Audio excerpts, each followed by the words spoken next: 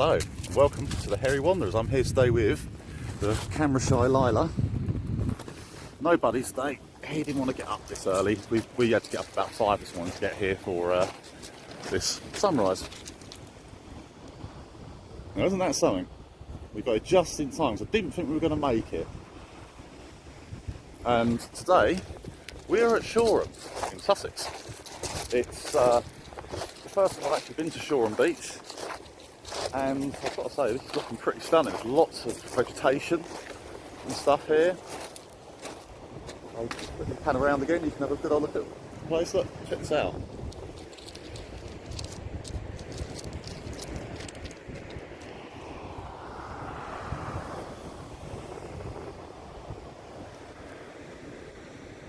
So we're not exactly sure what we're going to find here. So, let's go wander. Okay, so Shoreham is a pretty old place actually. Obviously most places that have a harbour usually do have a lot of history. And here it goes back to pre-Roman times. So it could be Saxon, it could be before that. Go on into who knows when. Rest assured it's very old. Very old place. So off in the distance, if you can just about make it out, I can zoom in a bit more. Might lose clarity, but you can see the wind farm. I'm not sure how many there are out there. I did hear that there are about 300 to 400 turbines that they stretch quite a long way, and you can actually get boat trips out to them to go and see them.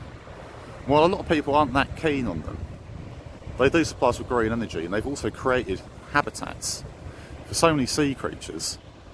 And I do wonder if that is part of the reason why we're seeing such a surge in the numbers of the sea creatures and the species that we've been seeing around here lately.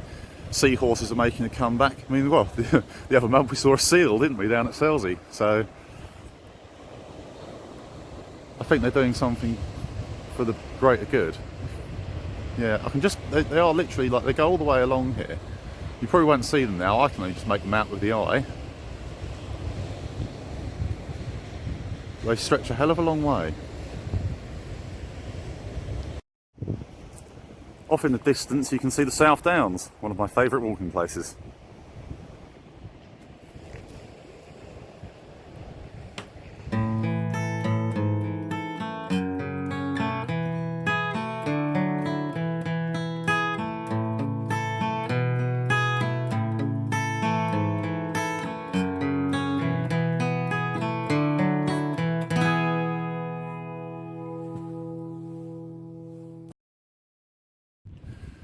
So we're heading up to this great big stone wall. I believe it's part of the Harbour wall, and I can see fishermen making their way down there. There's a fisherman at the end. But I can see a few more rods actually going up and down from here. Let's go and have a nose at that. Well, what have I stumbled on here? This looks like Shoreham Fort, which unfortunately won't be open today. I think it's only open on Sundays after about 11 o'clock. Oh, tripping over on stones here. It's undergone a lot of restoration. I know that. And apparently some kids from a local college did make a cannon out of fiberglass for them, and a replica, because all the originals have obviously been taken over the years. I'd like to go in there one day and have a look. I think for today, we're just going to have a nose about that, like we normally do. So you can see the gun ports where for defending against with rifles, I imagine, muskets, whatever it is they had back then.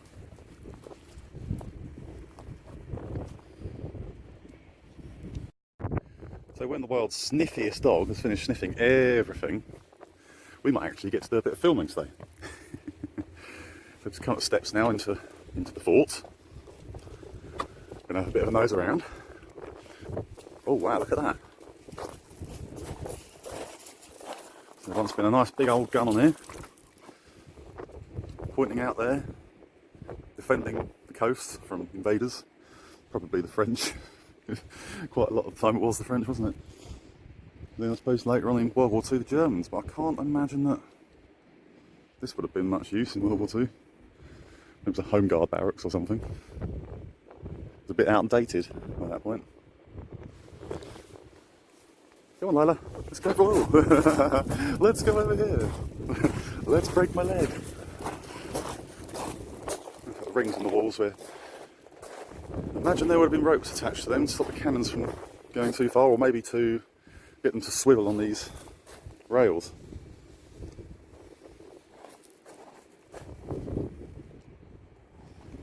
Go just round here, there's another one here. So it's covering a very large area. And as we go up here, look out over here, you can see this, well, I assume is the harbour wall. Nice little bit of boat action there. Looks like two boats, the one's towing the other out. Strange. See something new every day.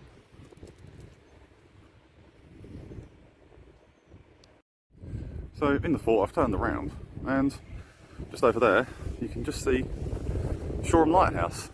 Gotta say, it's not what I was expecting. I was kind of expecting something a bit taller, a bit nearer the sea. Must have been for guiding people into this harbour. Can't think of what else it would be much use for. It's too small to be able to see that from the beach over the top of the fort. So, and then in the background, the downs.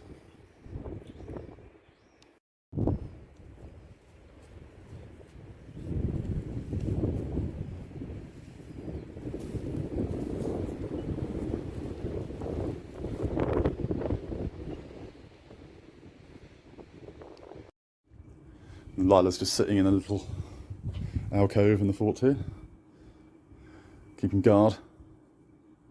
Come on, Lyla, guard duty's over. So we made up to the harbour wall, and as you can see, it's pretty impressive. Like, look at the old barnacle wood and that. Love all that sort of thing.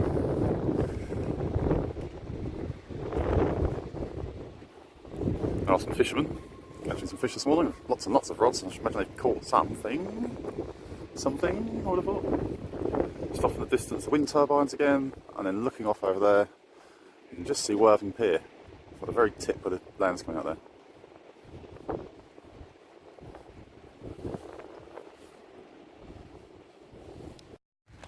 We walked down from the foreshore office, and we're now in the little sort of harboury bit.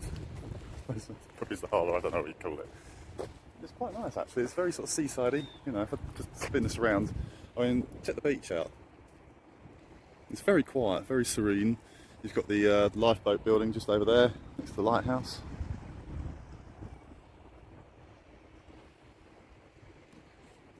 And this really does look like a really good beach actually for if you went to forage on it.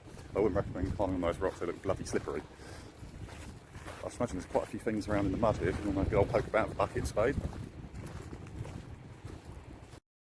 So one of the things that has rather impressed me actually about Shoreham Beach is the amount of growth, the amount of plants that grow here. This one here, this is marshmallow. And just down here, we have some sea beet. I know what they are because I have them in my garden at home. I've got a little beach scene that I made in there. If you can't live by the coast, bring the coast home. And there are some of these, I can't remember what these are, but I remember seeing these in gardens when I was a child. The quite popular in the 80s, these sort of silver-leafed, sort of daisy-like things. I remember they have a very nice smell if you broke them. It's just so much here, so much growth, shrubbery. It's a rather nice little touch actually. This little boardwalk, it's made out of like a plastic composite stuff, and it does make it so much easier to walk along this pebbled beach. And it's a very big beach with a hell of a lot of pebbles. It's a lot bigger than Bognor and Elmer, Aldwick, those sort of beaches. This one goes back quite a way. I mean, there's these houses here. Something about the size of the pebbles you normally get on the average sized beach. And then a whole load more going down to the sea. I mean, it's quite a walk across the pebbles. But this makes it so much easier to stroll along. It's great. I need to roll this out in more places. Now, I'm not sure if you'll be able to make them out, but there are a small group of turnstones over there. It's a bird I've not actually seen in real life. There's actually quite a few of them. There's a few pigeons in there as well, actually. Okay, so I hope you enjoyed our little wander around Shoreham today. Hope you will like, share and subscribe. Add some comments, please leave me some comments. Ask me some questions, insult me, anything. It's all good, it all goes to the ratings. So, from me, Chris, and the lovely Lyla, we are the Hairy Wanderers. We'll see you again soon. Bye bye